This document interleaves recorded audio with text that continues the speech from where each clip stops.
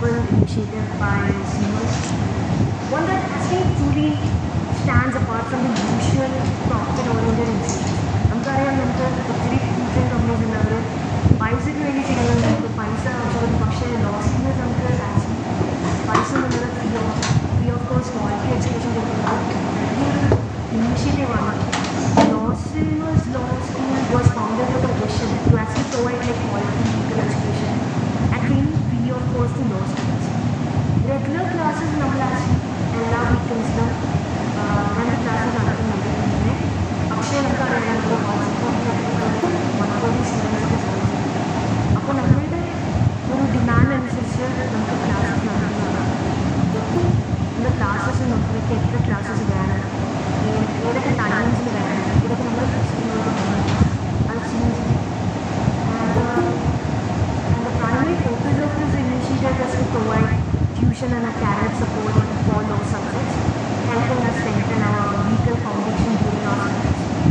In addition to demand support, നമുക്ക് ആർക്കെങ്കിലും competitive exams ആയ UGC നെറ്റ് ഉണ്ടോ, മുൻസിഫ് magistrate exams, UPSC civil service എക്സാംസിലൊക്കെ ഇൻട്രസ്റ്റ് ഉള്ള ആൾക്കാരാണ്. മെജോറിറ്റി സ്റ്റുഡൻസിന് ഇൻട്രസ്റ്റ് ഉണ്ടെങ്കിൽ ലോ സ്കൂൾസ് നമുക്കും അത് അവൈലബിൾ ആക്കുന്നുണ്ട്.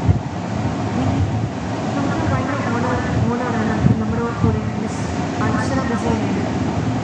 A practicing advocate at Calicut Bar and currently pursuing LLM in criminal law. She's like the best LLM scholar. And Mr. Joseph Chojan, the founder of Law Seamers and a current LLM student at Common Law College at Bollywood. And both of them have a strong academic background, practical experience and deep commitment to student welfare. On behalf of all of us, I would like to express my sincere gratitude to them for creating and leading such a valuable and generous initiative. നമുക്ക് എല്ലാവർക്കും ഇനിയൊരു നല്ലൊരു opportunity നമുക്ക് കിട്ടിയത് utmost useful ആക്കാൻ ശ്രമിക്കും. എന്നിട്ട് നമുക്ക് എല്ലാവരും go together as like a future legal professionals. Thank you. Thank you, Law Students. Thank you. Thank you, Shafna, for your nice words. Now over to Archana Miss for our most awaited presentation. Okay, thank you, sir. Audible ആണോ? ഒരു thumbs up കൊടുക്കുക എല്ലാവരും. Audible ആണ്. So, Shafna, thank you for that wonderful briefing. Myself, Advocate Archana Vijayan, a practicing lawyer at the Calicut Bar Association and an LLM scholar at Government College, Bollywood. So, it is a privilege to meet you all. So, and first of all, welcome to Law Seamers. Seamers Parliament and Shafna College is an initiative to provide free education, that too on the basis of law. And also, I want to congratulate all the students of Law Seamers. Right now, I think more than 20 people are here for the classes of the Law Seamers. ഈ law പഠിക്കുക, first I want to congratulate all the students who are working law as a profession. Because knowledge is power എന്നുള്ളത് ശരിയാണ്, but knowledge of law is even more powerful. So ഇന്നത്തെ class നമ്മുടെ constitution of India വെച്ചിട്ടാണ് start ചെയ്യുന്നത്. So I share the screen. ഒന്ന് just നിങ്ങൾ ആരെങ്കിലും ഒന്ന് പറയണം ഷെയർ സ്ക്രീൻ ഷെയർ.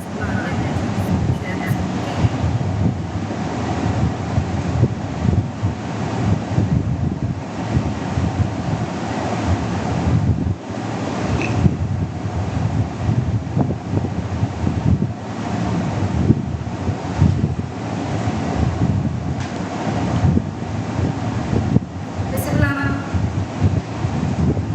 ആരെങ്കിലും റെസ്പോണ്ട് ചെയ്യോ? ജോസഫ് സർ വിസിബിൾ അല്ലേ? Yes, yes, yes, yes. Okay, let's start with the Constitution of India. നമ്മുടെ ആദ്യത്തെ class is a briefing about Constitution of India. ഇനി പ്രിയാമ്പിളിനെ പറ്റിയിട്ടല്ലേ നമ്മൾ ഇന്നത്തെ ക്ലാസ് ഫോക്കസ് ചെയ്യാൻ പറ്റുന്നത്.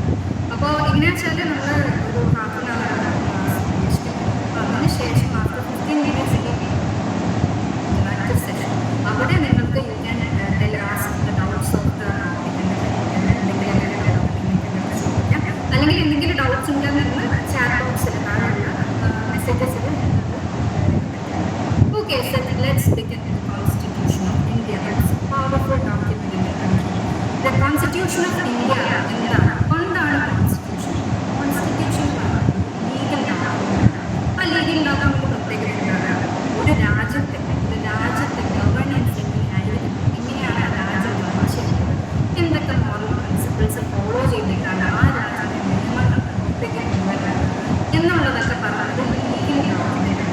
അപ്പോൾ ഇത്രയും സ്ട്രോങ്സ്റ്റ് ആയിട്ടുള്ള കോൺസ്റ്റിറ്റ്യൂഷൻ ഇന്ത്യ നമുക്ക് മനസ്സിലാക്കാൻ പറ്റുക എന്നുള്ളത് പ്രിവിലേജാണ്. Actually as a law student knowing the constitution and knowing the law is a privilege. നമ്മൾ ലോ സ്റ്റുഡൻസ് ആയതുകൊണ്ട് വളരെ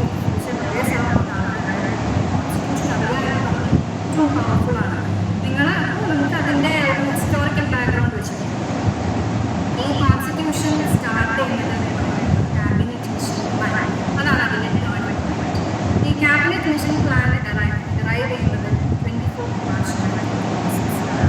അപ്പോൾ ഈ 24 മാർച്ച് 1946 എന്ന് പറയുന്നത് ആക്ച്വലി നമ്മുടെ കൊളോണിയൽ എറ അറിയാമല്ലോ, ബ്രിട്ടീഷ് പീരീഡിലായിരുന്നു നമ്മുടെ രാജ്യം ബ്രിട്ടീഷ് നിന്നാണ്.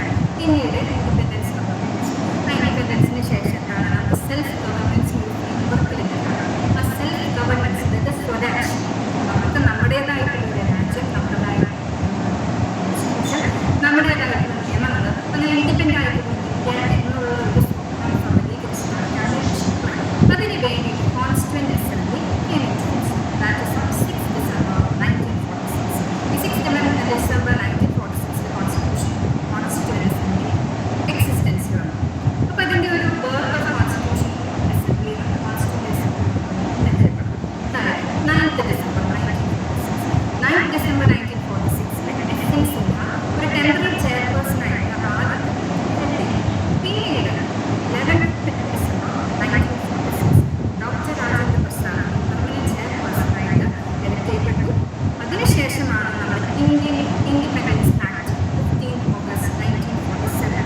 15th ഓഗസ്റ്റ് 1947 എന്ന് പറഞ്ഞാൽ that's the time where India was independent. Indian independence act വന്നു. ബ്രിട്ടീഷ് എറ അവിടെ എന്ത് ചെയ്യാം, അതുകൂടെ 15th ഓഗസ്റ്റ് 1947 പിന്നീടാണ് കോൺസ്റ്റിറ്റ്യൂഷൻ എന്ന് പറഞ്ഞൊരു സംഘം. നമ്മുടേതായിട്ടുള്ള നിയമം വേണ്ടേ, അതിനൊരു പ്രത്യേക ഡോക്യുമെൻ്റ് വേണ്ടേ. അപ്പോൾ അതിനായിട്ടാണ് 29 ഓഗസ്റ്റ് 1947 ഡ്രാഫ്റ്റിംഗ് കമ്മിറ്റി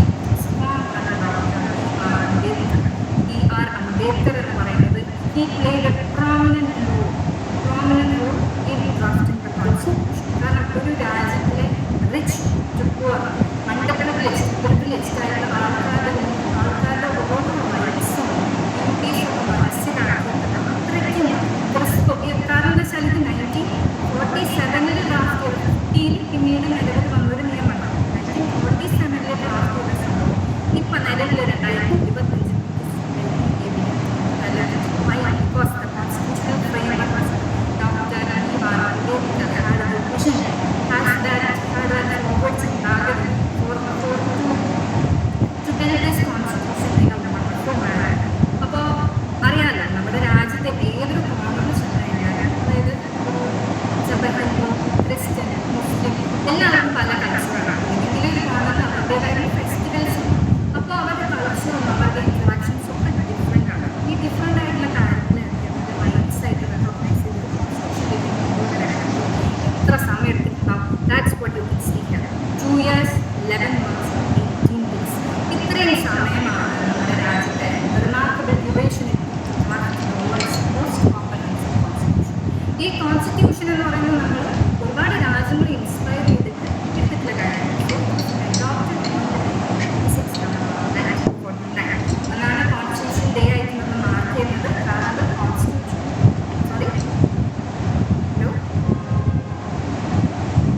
അന്നാണ് കോൺസ്റ്റിറ്റ്യൂഷൻ ഡേ ആയിട്ട് മാർക്ക് ചെയ്യുന്നത്. അതാണ് കോൺസ്റ്റിറ്റ്യൂഷൻ അസംബ്ലി ഫോർമുലേറ്റ് ചെയ്ത ദിവസം കൂടിയാണ്. പിന്നെ അത് കമൻസ്മെൻറ്റ് ഡേറ്റ് എന്ന് പറയുന്നത് 26 January 1950 ആണ്. അപ്പോൾ റിപ്പബ്ലിക് ഡേ നമ്മൾ അന്ന് സെലിബ്രേറ്റ് ചെയ്ത് 26 January റിപ്പബ്ലിക് ഡേ നമ്മൾ സെലിബ്രേറ്റ് ചെയ്യുന്ന ദിവസം. ഇനി ഈ കോൺസ്റ്റിറ്റ്യൂഷനിൽ ഒരു പ്രത്യേകത വെച്ചാൽ worlds largest constitution already know. കാരണം എന്താ വെച്ചാൽ ഇത് ഇനീഷ്യലായിട്ട് നിലവിൽ വന്ന സമയത്ത് എത്ര ആർട്ടിക്കിൾസ് ഉണ്ടായിരുന്നു? 295 ഒറിജിനൽ ആർട്ടിക്കിൾസ്. ഇപ്പം നിലവിൽ എത്ര ആർട്ടിക്കിൾസ് ഉണ്ടെന്ന് ആർക്കെങ്കിലും പറയാമോ? ആരെങ്കിലും പറയാമോ എത്ര ആർട്ടിക്കിൾസ് നിലവിലുണ്ട്? എനിവൺ റെസ്പോണ്ട് ചെയ്യാമോ? 445 ആണോ?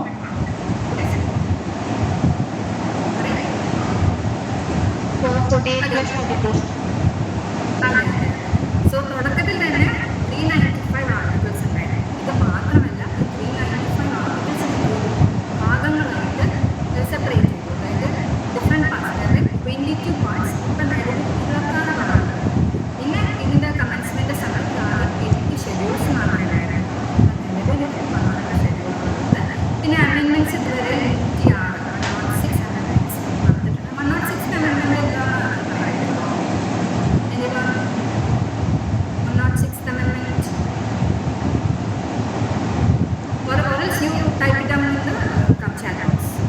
Southern, so it is Yes, yes, very good, very good. അതാണ് നമ്മുടെ Jaitra.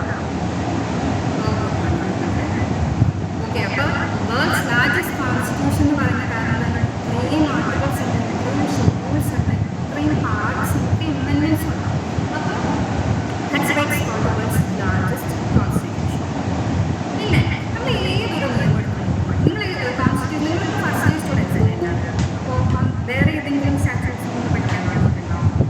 വേറെ ഏതെങ്കിലും anyone?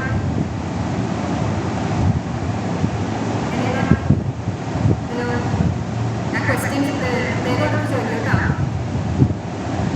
ഓക്കെ, അതായത് ഇപ്പം നമ്മൾ ഏതൊരു സ്റ്റാച്യു, ഇപ്പോൾ ഇന്ത്യൻ ഭാരതീയ ന്യായസേന അതിൻ്റെ ഏതൊരു നിയമം ആദ്യത്തെ സെക്ഷൻ എന്ന് പറയുന്നത് അതിൻ്റെ പേരായിരിക്കും this act is known as Indian penal code അല്ലെങ്കിൽ ഇന്ത്യൻ ഭാരതീയ ന്യായ സംഹിത എന്ന് പറയുന്നത്. രണ്ടാമത്തെ സെക്ഷൻ എന്ന് പറയുന്നത് അതിൻ്റെ ഡെഫിനിഷൻ പ്രോസസ് ആയിരിക്കും. ഡെഫിനിഷൻ പ്രോസസ് എന്ന് പറഞ്ഞാൽ ആ നിയമത്തിലുള്ള ആകെ എഴുതി കുറച്ച് വാക്കുകളുണ്ട്, ആ വാക്കുകളുടെ മീനിങ് എക്സ്പ്ലെയിൻ ചെയ്യുന്ന പ്രോസസ് ആയിരിക്കും സെക്കൻഡ് സെക്ഷൻ ഡെഫിനിഷൻ പ്രോസസ്. പക്ഷേ നമ്മുടെ കോൺസ്റ്റിറ്റ്യൂഷനിൽ ആണെങ്കിൽ ഇത്ര ലാർജ് ആയതുകൊണ്ട് ഇതൊരു പ്രത്യേകതയുണ്ട്. കാരണം ഡെഫിനിഷൻ പ്രോസസ് ഏറ്റവും അവസാനമാണ്. അതായത് ആർട്ടിക്കിൾ 366 ഡെഫിനിഷൻ പ്രോസസ് വരുന്നത്.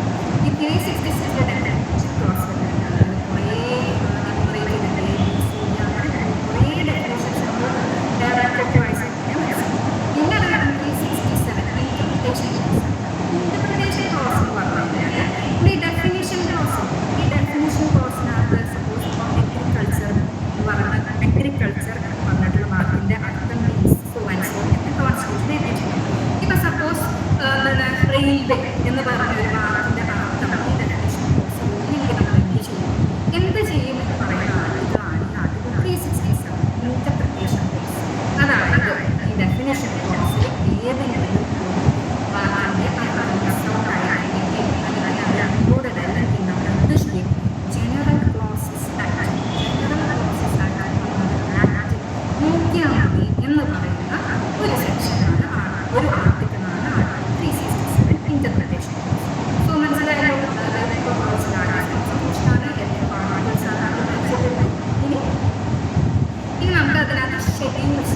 ഇത് ഈ ഷെഡ്യൂൾസ് എന്ന് പറഞ്ഞു കഴിഞ്ഞാൽ ഇപ്പോൾ കണ്ടില്ല, ഇപ്പോൾ മോർ ദാൻ 400 ആർട്ടിക്കിൾസ്. അപ്പോൾ അതിൻ്റെ ഇടയിൽ ഓരോ ആർട്ടിക്കിൾസിലും കുറേ ലാംഗ്വേജ് ഭയങ്കര സ്ട്രക്ചറിലായിട്ട് ഭയങ്കര വായിക്കാൻ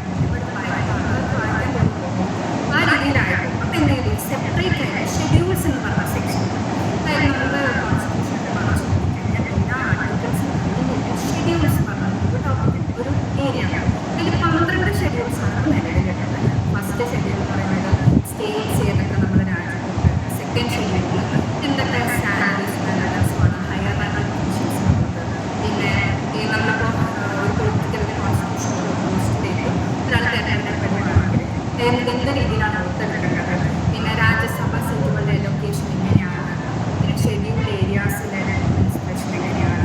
പിന്നെ 6th ഷെഡ്യൂൾ പറയുന്നത് ട്രൈബൽ ഏരിയാസിലെ അഡ്മിനിസ്ട്രേഷൻ എങ്ങനെയാണ്. അതായത് ആസാം പോലുള്ള സ്ഥലങ്ങളിൽ എന്താണ് അഡ്മിനിസ്ട്രേഷൻ എങ്ങനെയാണ്. പവർ ഡിവിഷൻ എങ്ങനെയാണ്. പവർ ഡിവിഷൻ എങ്ങനെയാണെന്ന് പറയുന്നത് 7th schedule. State list current list ഇങ്ങനെ ഡിവൈഡ് ചെയ്തിട്ടുണ്ട്. സ്റ്റേറ്റിൽ അതായത് സെൻറ്ററിൽ എന്താണ് ഇന്ന കാര്യത്തിൽ സ്റ്റേറ്റിൽ ഇന്ന കാര്യത്തിലുള്ള നിയമങ്ങൾക്ക്, പിന്നെ കൺകറന്റ് ലിസ്റ്റ് ഇന്ന കാര്യങ്ങൾക്ക് നിയമം ഉണ്ടാക്കാൻ പറയുന്നത് ഡിവിഷൻ ഷെഡ്യൂളാണ് 7th ഷെഡ്യൂൾ. പിന്നെ ഒഫീഷ്യൽ ലാംഗ്വേജസ് എത്രയുണ്ട്? 22 ഒഫീഷ്യൽ ലാംഗ്വേജസ് നിലവിലുണ്ട്. പിന്നെ ലാൻഡ് റിഫോംസ് പ്രത്യേകതയുണ്ട്. 9th ഷെഡ്യൂൾ പ്രത്യേകതയുണ്ട്. ഈ 9th ഷെഡ്യൂൾ അതൊക്കെ കോടതിയിൽ ചോദ്യം ചെയ്യാൻ പാടില്ല ഒരു പ്രത്യേകത കൂടിയുണ്ട്. പക്ഷേ മൊത്തത്തിൽ പറ്റില്ല എന്നല്ല, വിത്ത് എക്സെപ്ഷൻസ് ജുഡീഷ്യൽ റിവ്യൂ എന്നുള്ളത് നമ്മൾ ഫോർമൽ ക്ലാസ്സിലൊക്കെ നമ്മൾ ക്ലാസ് എടുക്കും. അപ്പോൾ ഇത്രയും നിങ്ങൾ മനസ്സിലാക്കേണ്ടത് ലാൻഡ് റിഫോംസ് ഒക്കെ നിയമമായിട്ട് വസ്തുവായിട്ട് ലാൻഡുമായിട്ട് ബന്ധപ്പെട്ടുള്ള നിയമങ്ങളൊക്കെ ഈ 9th ഷെഡ്യൂളാണ്.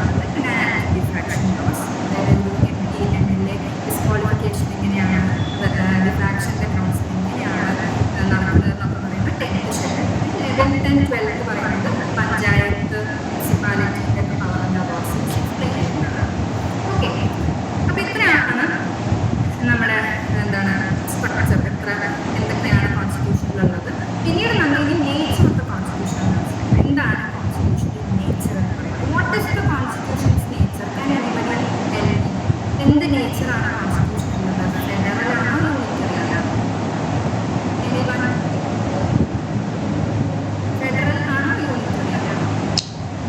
Quasi federal, very good, very good. Quasi federal എന്ന് പറയാൻ കാരണം എന്താണ്? Because it shows the nature of both federal form of government and unitary. So ഒന്നുകൂടി I believe that everybody knows all this because entrance level already I decided give a broad overview of what is federalism and what is the unitary form of government എന്ന് പറഞ്ഞു കഴിഞ്ഞാൽ ഒരു ഗവൺമെന്റിൽ തന്നെ പവേഴ്സും എല്ലാ പവേഴ്സും ഒരു government എൻറ്റിറ്റിയിൽ നിഷ്പക്ഷമാകുന്നതാണ് unitary constitution. അല്ലെങ്കിൽ federal structure എങ്ങനെയാണെന്ന് വെച്ചാൽ ഫെഡറലിസം എന്ന് പറഞ്ഞു കഴിഞ്ഞാൽ ഒരു ഗവൺമെന്റിന്റെ പവർ ഡിവിഷൻ എന്ന് പറയുന്നത് 2 ലെവലിൽ ഇതിലെത്തിയിരിക്കും. അതായത് ഡുവൽ ഗവൺമെന്റ് സ്ട്രക്ചർ. ഒന്ന് കേന്ദ്രത്തിന്റെ കയ്യിൽ, 2 സ്റ്റേറ്റിന്റെ കയ്യിൽ. കേന്ദ്രത്തിന്റെ കയ്യിലെന്ന് വെച്ചാൽ ഇന്ത്യ ആകെയുള്ള ഡിഫൻസ് ആവട്ടെ ഇനി കാര്യങ്ങളൊക്കെ ഗവൺ ചെയ്യാനാണ് അതോറിറ്റി എന്ന് പറയുന്ന സെന്ററായിട്ട്. ഇനി സ്റ്റേറ്റ് ലെവലിലുള്ള പവർ ഡിവിഷൻ എന്ന് പറയുന്നത് ഫെഡറലിസത്തിന്റെ ഭാഗമായിട്ട് സ്റ്റേറ്റിൽ എന്തൊക്കെ പോളിസി ഫെഡറൽ എന്ന് പറയുന്നത് ഒരു പോളിസി ഒരു ഫെഡറൽ ക്യാരക്ടറിസ്റ്റിക് ഫെഡറൽ ആണെന്ന് പറയാനുള്ളത് ഒന്ന് നേരത്തെ പറഞ്ഞു ഡിവിഷൻ ഓഫ് പവർ. അതായത് ഫെഡറൽ അതായത് സ്റ്റേറ്റും സെൻട്രലുമായിട്ടുള്ള ഒരു ഡിവിഷൻ ഓഫ് പവർ ഒരു എൻറ്റിറ്റിയിൽ മാത്രം അധികം പവേഴ്സ് കോൺസെൻട്രേറ്റ് ചെയ്യാതിരിക്കുക. അങ്ങനെ പിന്നെ സുപ്രീമസി കോൺസ്റ്റിറ്റ്യൂഷൻ ആയിരിക്കും നമ്മളത്തെ ആ ഗവൺമെന്റിന്റെ ഏറ്റവും സുപ്രീം അംഗമാണ്. ഏതൊരു നിയമം വന്നാലും നിയമം കോൺസ്റ്റിറ്റ്യൂഷൻ എഗൻസ്റ്റ് ആയിട്ട് പോകരുത്. അത് കാരണം കോൺസ്റ്റിറ്റ്യൂഷൻ സുപ്രീമസി. ഒന്നാമത് എന്ന് പറയുന്നത് റിട്ടേൺ കോൺസ്റ്റിറ്റ്യൂഷൻ ആയിരിക്കും. അതായത് ക്ലാരിറ്റിക്ക് വേണ്ടി എല്ലാം ഫോർമൽ കോൺസ്റ്റിറ്റ്യൂഷൻ ആയിരിക്കും ഈ ഫെഡറൽ ഫോം ഓഫ് ഗവൺമെന്റിലുണ്ടാവാം. പിന്നുള്ളത് കോൺസ്റ്റിറ്റ്യൂഷൻ റിജിഡിറ്റി. അതായത് കോൺസ്റ്റിറ്റ്യൂഷൻ എന്തെങ്കിലും മാറ്റം വരുത്താൻ പെട്ടെന്നൊന്നും മാറ്റം വരുത്താൻ പറ്റില്ല. അതായത് ഭേദഗതി വരുത്താൻ ടഫായിരിക്കും. അതാണ് ഫെഡറൽ ക്യാരക്ടറിസ്റ്റിക്സ്. പിന്നെ ജുഡീഷ്യൽ അതോറിറ്റി എന്ന് പറഞ്ഞു കഴിഞ്ഞാൽ കോടതിയായിരിക്കും സ്റ്റേറ്റ് റിസോൾവ് ചെയ്യും. ഇപ്പം യുണീക്ക് ആയിട്ടുള്ള കോൺസ്റ്റിറ്റ്യൂഷണൽ നേച്ചറിനെ പറ്റിയിട്ട് കുറച്ച് ന്യൂസുകൾ എങ്ങനെയാണ് ഇന്ത്യയുടെ കോൺസ്റ്റിറ്റ്യൂഷണൽ നേച്ചർ എന്താണെന്ന് പറഞ്ഞു. പ്രൊഫസർ KC വേർ പറഞ്ഞത് ഇന്ത്യൻ കോൺസ്റ്റിറ്റ്യൂഷൻ പോളിസി ഫെഡറൽ നേരത്തെ പറഞ്ഞ പോലെ പോളിസി ഫെഡറൽ നേച്ചറാണ്. പിന്നെ പ്രൊഫസർ ജെന്നിനും അത് പറഞ്ഞത് അതായത് ഇന്ത്യൻ കോൺസ്റ്റിറ്റ്യൂഷൻ ഫെഡറൽ വിത്ത് സ്ട്രോങ് സെൻട്രലൈസ്ഡ് ടെൻഡൻസി. അപ്പോൾ പോളിസി ഫെഡറൽ ആണെന്ന് പറഞ്ഞു. യൂണിറ്ററി ഫീച്ചേഴ്സ് എന്തൊക്കെയാണ് കാണുന്നത്? യൂണിറ്ററി ഫീച്ചേഴ്സ് എങ്ങനെയാണെന്ന് വെച്ചാൽ ഗവർണറിനെ അപ്പോയിന്റ് ചെയ്യുന്നത് സെൻറ്ററാണ്. അത് പിന്നെയെന്ന് വെച്ചാൽ പാർലമെന്റിന് ചില സ്റ്റേറ്റിൻ്റെ ലിസ്റ്റിൽ ഇങ്ങനെ കുറച്ച് കാര്യങ്ങളിലൊക്കെ നിയമം ഉണ്ടാക്കാമെന്ന് പറയുന്നുണ്ട്. അപ്പോൾ ആ നിയമം ഉണ്ടാക്കുന്ന കാര്യത്തിൽ അധികാരം പാർലമെന്റിന് അത് ആർട്ടിക്കിൾ 249 നമ്മളത് ഫർദർ ഇനി പഠിക്കുന്ന പ്രോസസ്സിൽ. പിന്നെ പുതിയ സ്റ്റേറ്റ്സ് ഉണ്ടാക്കുവാണ്. നമ്മുടെ രാജ്യത്ത് പുതിയ സ്റ്റേറ്റ് ഉണ്ടാക്കുവാൻ പറയുന്നത് അതിൻ്റെ അധികാരം അല്ലെങ്കിൽ ബോർഡറൊക്കെ ഇന്ത്യ ബോർഡറിൽ പുതിയൊരു സ്റ്റേറ്റ് വരുവാണെങ്കിൽ അതിൻ്റെ മേലാണ് അധികാരം സ്റ്റേറ്റിനാണോ പാർലമെന്റിനാണോ ചോദിച്ചു കഴിഞ്ഞാൽ അത് സെൻട്രൽ പാർലമെന്റിന് തന്നെയായിരിക്കും അതിൻ്റെ അധികാരം ഉണ്ടാവുക. ചെറിയ ഫീച്ചറാണ്. പിന്നെ രാജ്യത്ത് എമർജൻസി പ്രഖ്യാപിച്ചാൽ രാജ്യത്ത് എമർജൻസി പ്രഖ്യാപിക്കേണ്ടത് ആരാണ്? നമ്മുടെ സെൻട്രൽ ഗവൺമെൻറ്റാണ് ചെയ്യുന്നത്. അത് ആർട്ടിക്കിൾ 360 ഇനി ഫർദർ ക്ലാസ്സസ് ഇതിൽ എക്സ്പ്ലെയിൻ പോകും. ഓക്കെ, അപ്പോൾ ഇത്രയാണ് ഇദ്ദേഹം പറയുന്നത്. This is the main person doctor BR Ambedkar. അപ്പോൾ അദ്ദേഹം കോൺസ്റ്റിറ്റ്യൂഷൻ സൂയി ജനറസ് എന്നാണ്. സൂയി ജനറസ് എന്ന് പറഞ്ഞാൽ സൂയി ജനറസ് എന്ന് പറഞ്ഞാൽ യൂണിക് എന്നാണ്. സൂയി ജനറസ് അതായത് പറഞ്ഞതെന്ന് വെച്ചാൽ is notwithstanding any provisions which give power to override state government our constitution is federal constitution. നേരത്തെ പറഞ്ഞ പോളിസി ഫെഡറൽ ആണ്. ഡയറക്റ്റ്ലി പറഞ്ഞ ഡെഫിനിഷനാണ്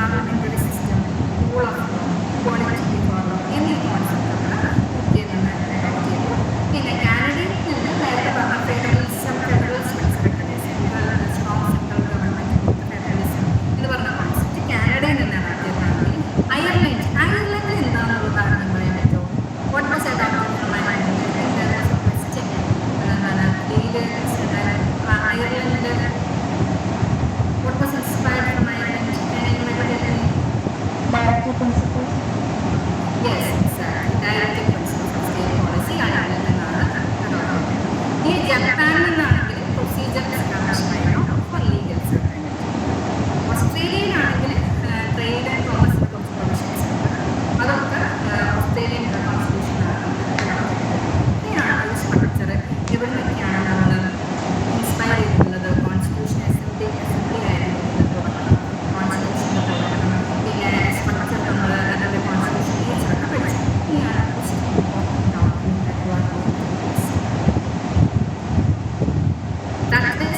പ്രിയാമ്പിൾ ഓഫ് ദ കോൺസ്റ്റിറ്റ്യൂഷൻ. ഇത് നിങ്ങളെല്ലാവരും കണ്ടിട്ടുണ്ടാവുമല്ലോ, പഠിച്ചിട്ടുണ്ടാവാറുണ്ട്. Most powerful. അതായത് നിങ്ങളിപ്പോൾ കോൺസ്റ്റിറ്റ്യൂഷൻ മൊത്തം പഠിച്ചില്ലെങ്കിൽ പ്രിയാമ്പിളിലെ ഓരോ വാക്കിൻ്റെ കൃത്യമായിട്ട് മനസ്സിലാക്കാൻ കഴിയും കോൺസ്റ്റിറ്റ്യൂഷൻ്റെ ആവശ്യം. കാരണം വെച്ചാൽ കോൺസ്റ്റിറ്റ്യൂഷൻ്റെ ഓരോ സ്ട്രക്ചറും ഇതിനകത്ത് പറയുന്നത് ബേസിക് പ്രിൻസിപ്പിളിൻ്റെ അടിസ്ഥാനമാക്കിയിട്ടാണ് കൊണ്ടുവന്നത്.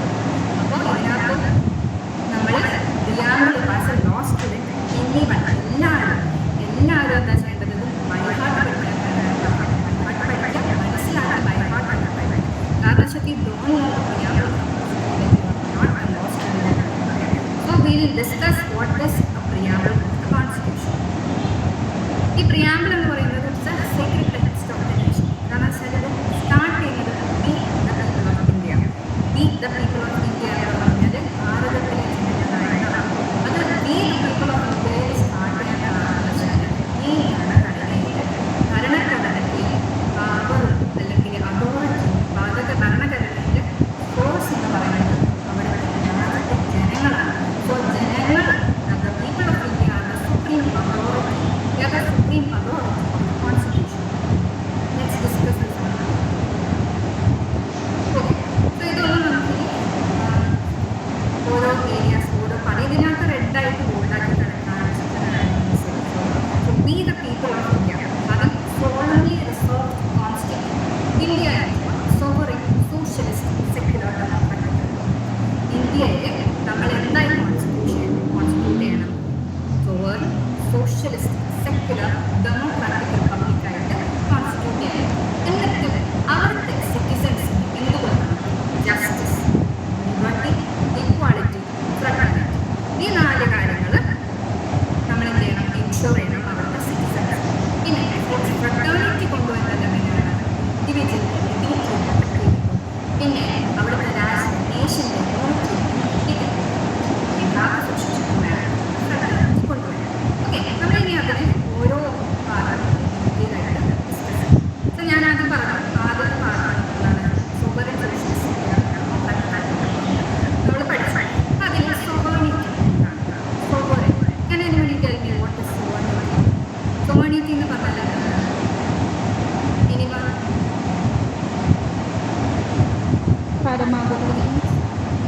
അതെ അതെ സോവറിനിറ്റി എന്ന് പറഞ്ഞു കഴിഞ്ഞാൽ നമ്മുടെ രാജ്യം ഇൻഡിപെൻഡൻ്റ് ആണ്. ഇന്ത്യയിൽ നിന്ന് ഇൻഡിപെൻഡൻ്റ് ആണ്. എക്സ്റ്റേണൽ നമ്മൾ പണ്ട് ബ്രിട്ടീഷുകാരുടെ റൂളിൻ്റെ കീഴിലായിരുന്നു എന്നല്ലേ പറഞ്ഞു. ആ സമയത്ത് നമ്മൾ ഇൻഡിപെൻഡൻ്റ് അല്ല. Because we were not sovereign. Indian independence act ഇന്ത്യക്ക് ഇൻഡിപെൻഡൻസ് ലഭിച്ച ശേഷം നമ്മൾ സോവറിനാണ്. കാരണം നമ്മൾ ഒരു അതോറിറ്റിൻ്റെയും കീഴിലല്ല. ഇന്റേണലി എക്സ്റ്റേണൽ, അതായത് ഇന്ത്യയിൽ നമ്മുടെ രാജ്യത്തെ ഒരു സ്റ്റേറ്റും വേറൊരു രാജ്യത്തെ അതിപ്പോൾ അമേരിക്കയോ അതിൽ പറയുന്നത്. കാരണം വെച്ചാൽ PRS സോവറിൻ. അതാണ് ആദ്യത്തെ പ്രിൻസിപ്പിൾ പറയുന്നത്. ഇന്ത്യയിൽ നമ്മൾ സോവറിനാണ്. രണ്ടാമത് സോഷ്യലിസ്റ്റ്. സോഷ്യലിസ്റ്റ് എന്ന് പറഞ്ഞാൽ എന്താണ്? നമുക്കിവിടെ ഫോളോ ചെയ്യുന്ന എങ്ങനത്തെ ടൈപ്പ് സോഷ്യലിസ്റ്റ് ആണ് ആദ്യം പറയാം. What kind of socialism to follow? Anyone? What kind of socialism നമ്മൾ ഫോളോ ചെയ്യുന്നത്? ഡെമോക്രാറ്റിക് സോഷ്യലിസമാണ്. ഡെമോക്രാറ്റിക് സോഷ്യലിസം എന്ന് പറഞ്ഞാൽ എന്താണ്? അതായത് നമ്മൾ തിരഞ്ഞെടുക്കപ്പെട്ട, അതായത് നമ്മൾ വോട്ട് ചെയ്തിട്ട് നമ്മളായിട്ട് എലക്ട് ചെയ്ത മെമ്പേഴ്സ് നമുക്ക് നിയമം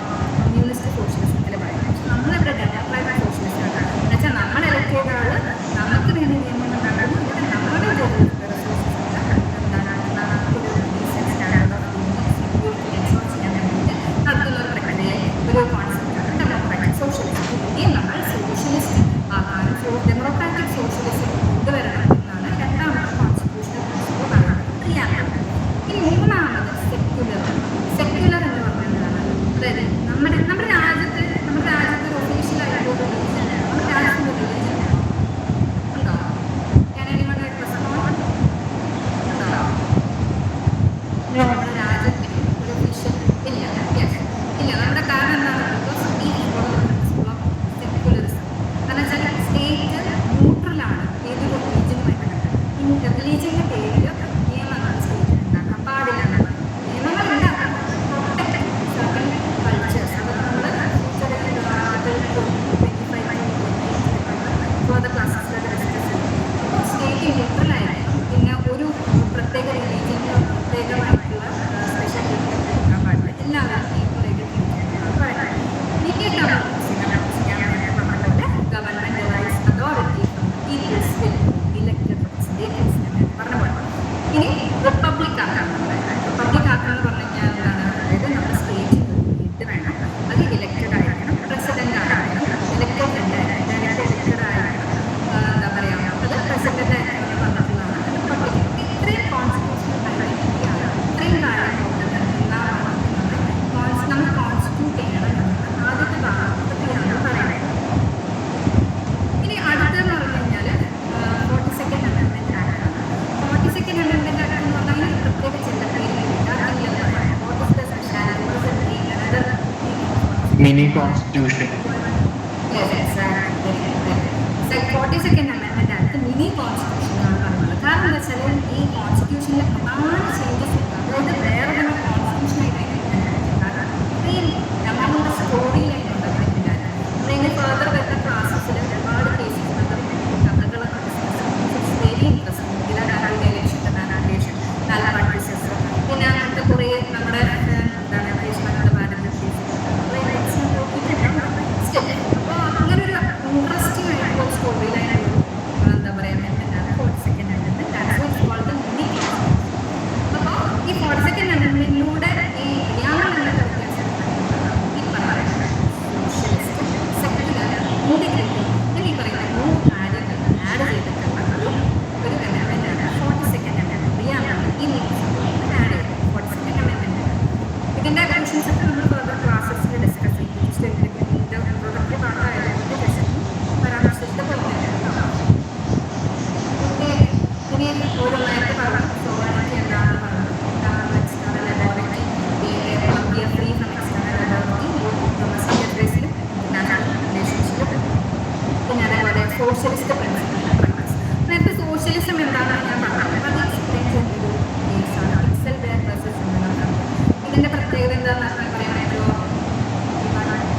എക്സൽ വെയർ വേഴ്സസ്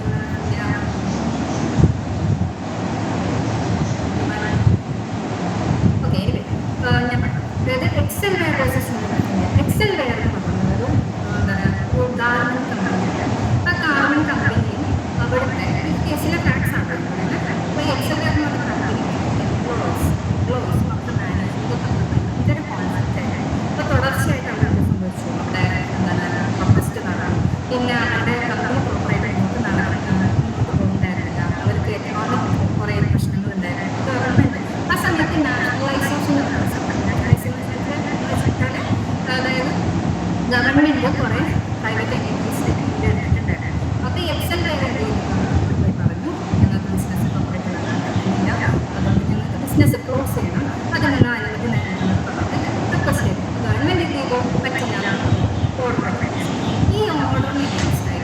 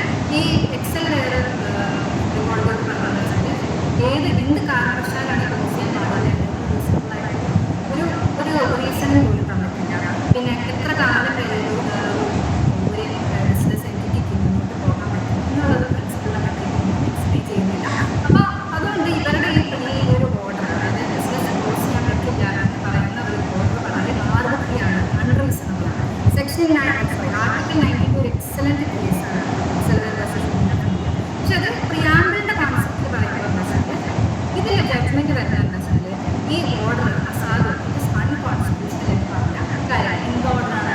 എന്ത് ഓർഡർ എന്ന് വെച്ചാൽ ബിസിനസ് ക്ലോസ് ചെയ്യാൻ പാടില്ല എന്ന് ഗവൺമെൻറ് പറഞ്ഞ കാര്യം അൺകോൺസ്റ്റിറ്റ്യൂഷണലാണ്. എന്ന് വെച്ചാൽ സെക്ഷൻ 25 ഓഫ് എന്താണ് industrial dispute act unconstitutional case.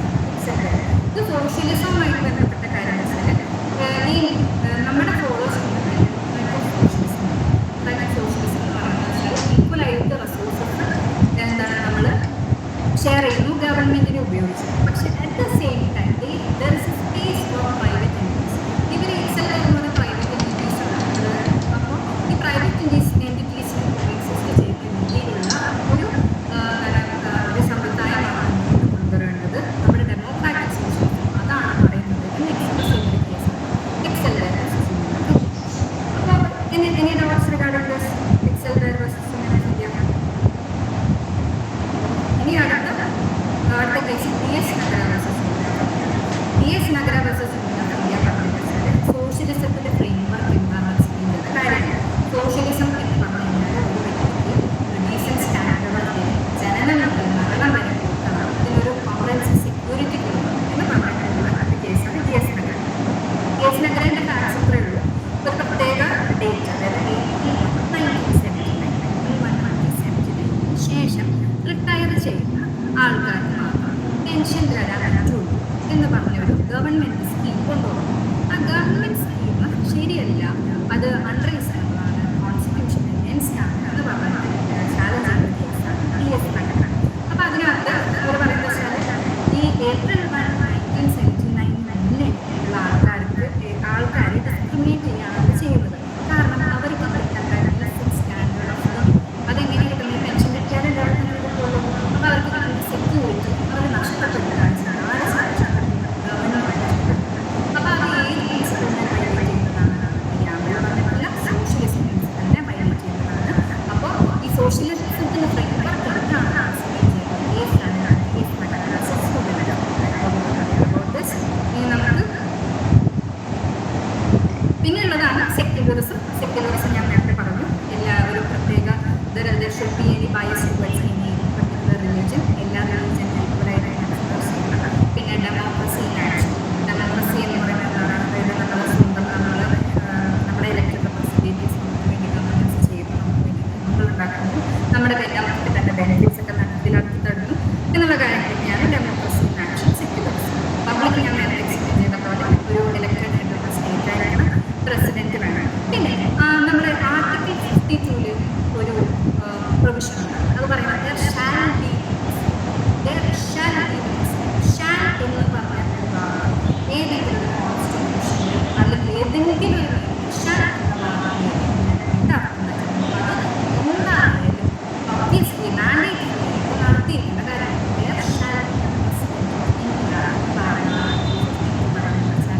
ഈ ഹെഡ് ഓഫ് ദ സ്റ്റേറ്റ് ഇല്ല പാടില്ല എന്നതാണ്. ബിക്കോസ് പബ്ലിക് എന്നുള്ള പ്രശ്നത്തിന് അഗേൻസ്റ്റ് ആയിട്ടുള്ളത്. അതുകൊണ്ട് തന്നെ ഏറ്റവും നല്ല പ്രശ്നം ഇന്ത്യ. ഓക്കെ, അപ്പം ഇത്രയാണ് നമ്മളെന്താണ് പറയുന്നത് സോഷ്യലിസ്റ്റ്, സെക്യുലർ, ഡെമോക്രാറ്റിക്, റിപ്പബ്ലിക് എന്നീ പറഞ്ഞ 4 കോൺസ്റ്റിറ്റ്യൂഷൻ്റെ ഐഡൻറ്റിറ്റി എക്സ്പ്ലെയിൻ ചെയ്യുന്നത്. അപ്പോൾ നമ്മളിതിൻ്റെ സ്ട്രക്ചർ ഒന്ന് നോക്കുകയാണെങ്കിൽ പ്രിയാമ്പിൾ ഞാൻ പറയുന്നത് ഓഡിബിളാണ്.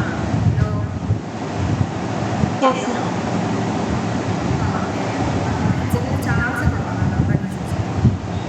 ഇനി അപ്പം എന്തൊക്കെ കാര്യങ്ങളാണ്, എന്താണ് ഈ പ്രിയാമ്പിൾ സ്ട്രക്ചർ എന്നുള്ളത്? ആദ്യം എന്ന് വെച്ചാൽ ഞാൻ തുടക്കത്തിൽ തന്നെ പറഞ്ഞു, we the people of India എന്ന് പറഞ്ഞു കഴിഞ്ഞാൽ സോഴ്സ്, അതായത്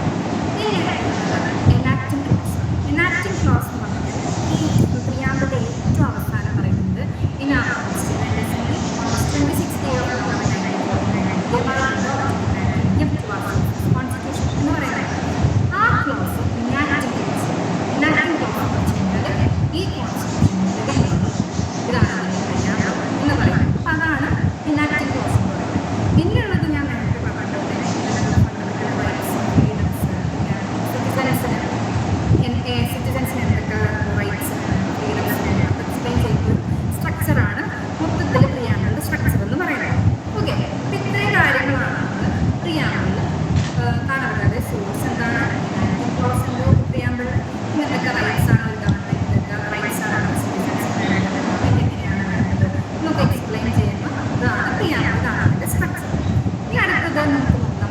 what is the constitutional status of preamble? Preamble കോൺസ്റ്റിറ്റ്യൂഷൻ്റെ ഭാഗമാണോ? Is preamble part of the constitution?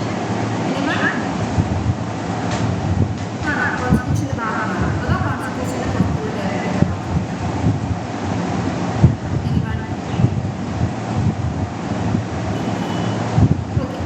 So, further decide your case ആണ് ഈ ബർബാരി കേസ് നിങ്ങൾ എല്ലാവരും കേട്ടിട്ടുണ്ടാവും. 1960 നമ്മുടെ പ്രസിഡന്റ് സുപ്രീം കോടതിയോട് ഒരു അതായത് ദർബാരി എന്ന്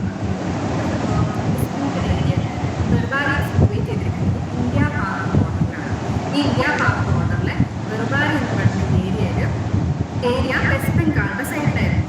അപ്പോൾ എന്താ വെച്ചാൽ നമ്മൾ ആവശ്യം നടക്കുന്ന സമയത്ത് ലോർഡ് റാഡ്ക്ലിഫ് ഒരു ബോർഡർ കമ്മിറ്റി, ആ കമ്മിറ്റിയിൽ ദർബാരി എന്ന് പറയുന്ന പാകിസ്ഥാൻ്റെ ഭാഗമാണെന്ന് പറഞ്ഞൊരു ഓർഡർ ഇറക്കിയിട്ടുണ്ടായിരുന്നു. അപ്പോൾ അത് കാരണം ഒരുപാട് ഡിസ്പ്യൂട്ട്സ് ഉണ്ടാക്കാൻ സംബന്ധിച്ചു മെയിൻ പാകിസ്ഥാനാണ്. അതായത് ഗവൺമെൻറ് ഗവൺമെൻറ് പാകിസ്ഥാൻ്റെ ഗവൺമെൻറ് നെഹ്റു എഗ്രിമെൻറ്റ് ഫോം ചെയ്തു. അതായത് ദർബാറിനെ ഈക്വലായിട്ട് എന്താ പറയുക പാർട്ടിഷനാണ് ഈക്വലായിട്ടുള്ള ഒരു കോൺഗ്രസ് സെക്ടർ കുറച്ച് ഭാഗം equal portions in India, equal portions in Pakistan. അപ്പോൾ അതിൻ്റെ ഇടയിലുള്ള ഒരു ബോർഡർ സെറ്റ് ചെയ്യാമെന്ന് പറഞ്ഞിട്ട് ഒരു എഗ്രിമെൻ്റ് ഉണ്ടാക്കി. ആ എഗ്രിമെൻറ്റ് നടക്കുന്ന സമയത്ത് ആ എഗ്രിമെൻറ്റ് കോൺസ്റ്റിറ്റ്യൂഷൻ വാലിഡാണ്. അല്ലെങ്കിൽ ആ എഗ്രിമെൻറ്റ് മാത്രം മതിയോ നമ്മുടെ വെസ്റ്റ് ബംഗാൾ ഒരു ഏരിയ ആണെന്ന് വരുന്നതാണ്. അതിൽ കുറച്ച് ഭാഗം പാകിസ്ഥാനിൽ കൊടുത്തു എന്നും കൂടി അർത്ഥം വരുന്നുണ്ട്. അപ്പം അങ്ങനെ അതായത് ബോർഡർ സെറ്റ് ചെയ്യുമ്പോൾ അപ്പം അങ്ങനെ കൊടുത്തു എന്ന് പറയുമ്പോൾ ആ കൊടുത്ത ഭാഗം അതായത് നമ്മുടെ ഇന്ത്യയുടെ ഒരു ഭാഗം മറ്റൊരു രാജ്യത്തിൽ വെറും ഒരു മീഡിയ എഗ്രിമെൻറ്റ് മാത്രം മതിയോ അതോ ഒരു അമെൻമെൻറ്റ് വേണോ എന്നുള്ളൊരു ചോദ്യമായിരുന്നു റീദർബാരി കേസ്.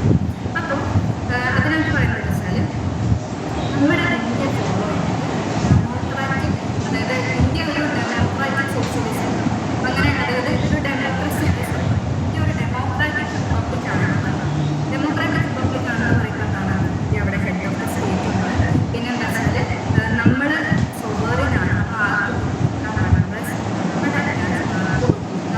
അങ്ങനെയൊക്കെ ഒരു കോൺസെപ്റ്റുള്ള ഒരു പ്രിൻസിപ്പിൾ ഡെമോക്രാറ്റിക് റിപ്പബ്ലിക് കോൺസെപ്റ്റ് ഇങ്ങനെ ജസ്റ്റ് ഒരു എഗ്രിമെൻറ്റ് പാടില്ല, ഒരു സ്ട്രിഞ്ചൻ്റ് ആയിട്ട് അമെൻമെൻറ്റ് നടത്തണം. പിന്നെ പറഞ്ഞു എന്താണ് ചെയ്ത കാരണ കേസാണ് ഈ ദർബാരി കേസ്. പിന്നീട് അപ്പോൾ എന്താ വെച്ചാൽ നമ്മൾ ജസ്റ്റ് ഒന്ന് ആലോചിച്ച് നോക്കും, ഈ preamble not part of the constitution, ഇന്ത്യയുടെ ഡെമോക്രാറ്റിക് റിപ്പബ്ലിക്കാണ്. ഇന്ത്യയുടെ ഡെമോക്രാറ്റിക് റിപ്പബ്ലിക് അവിടുത്തെ ജനങ്ങളാണ് കൂടുതൽ അധികാരമുള്ളത്. പക്ഷെ പാർലമെൻറ്റിൽ ഇവിടെ എന്താണ് കൂടുതലായിട്ട് അമെൻഡിങ് പവേഴ്സ് അതായത് കോൺസ്റ്റിറ്റ്യൂഷന് എന്ത് വേണമെങ്കിൽ അവർക്ക് ചെയ്യാം.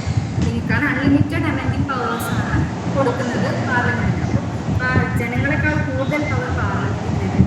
അങ്ങനെ അതായത് പാർലമെൻറ്റ് ഭയങ്കര ഒരു അധികാരം വരുന്ന ഒരു കേസ് വന്ന സമയത്ത് it is against the constitution. അല്ലെ ഒരുപാട് പ്രശ്നങ്ങൾ ഉണ്ടായപ്പോഴാണ് അതിൻ്റെ ക്ഷീണം ദേശബന്ധ ഭാരതി കേസാണ് പറഞ്ഞത് പ്രിയാമ്പിൾ ഇന്റഗ്രൽ പാർട്ട് കോൺസ്റ്റിറ്റ്യൂഷൻ. പിന്നെ ഇതിന് നേരത്തെ പറഞ്ഞല്ലോ പാർലമെന്റിന് അൺലിമിറ്റഡ് ആയിട്ടുള്ള അമെൻഡിങ് പവർ കൊടുക്കുന്നു എന്ന് ഞാൻ പറയാം. അപ്പോൾ ഈ അൺലിമിറ്റഡ് ആയിട്ട് അമെൻഡിങ് പവർ കുറച്ചിട്ട് ബേസിക് സ്ട്രക്ചർ കൂടെ ഇതിനാണ് നല്ല കേസാണ് ദേശബന്ധ ഭാരതി കേസ്. ദർബാറിയിൽ പറഞ്ഞ കോൺസ്റ്റിറ്റ്യൂഷൻ ദേശബന്ധ ഭാരതി ഇന്റഗ്രൽ പാർട്ടാണ് പ്രിയാമ്പിൾ കോൺസ്റ്റിറ്റ്യൂഷൻ പാർട്ട് ഓഫ് കോൺസ്റ്റിറ്റ്യൂഷനാണ് എന്ന് പറഞ്ഞു. അമെൻമെൻറ്റ് നടത്താൻ ബേസിക് പാടില്ല എന്ന് പറഞ്ഞതാണ് ഈ കേസ്. അപ്പോൾ ഞാൻ നേരത്തെ ചോദിച്ച പോലെ ക്യാൻ പ്രിയാമ്പിൾ ബി അമെൻഡഡ്? നേരത്തെ പറഞ്ഞ ഒരു എക്സാമ്പിൾ, നേരത്തെ പറഞ്ഞ രജിസ്ട്രേഷൻസും കേസും വെച്ചിട്ട് can preamble B amended? Preamble amend ചെയ്യാൻ പറ്റുമോ?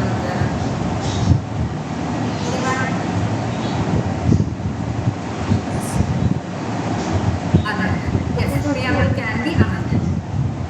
Sorry, okay, so preamble can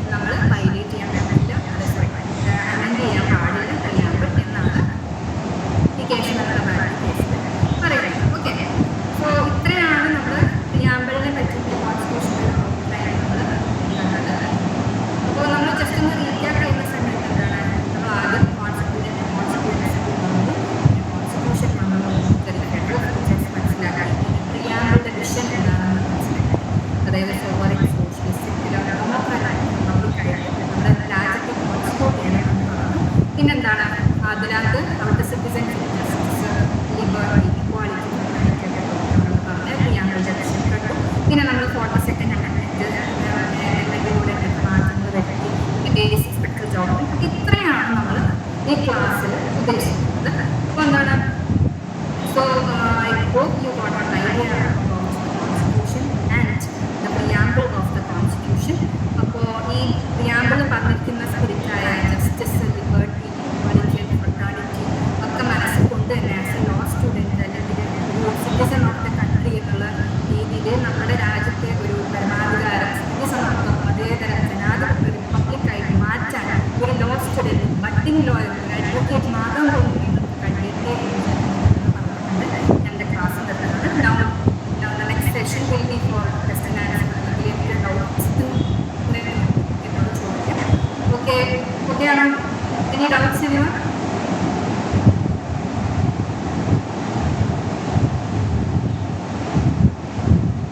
അറിയില്ല, എന്തെങ്കിലും ഡൗട്ട്സ് ഉണ്ടോ?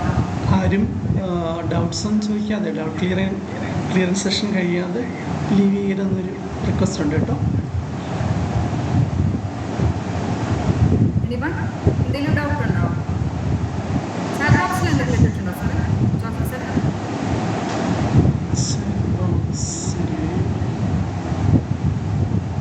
ഇല്ലല്ലോ, ഒന്നുമില്ലല്ലോ. ചാറ്റ് ബോക്സിലൊന്നുമില്ല.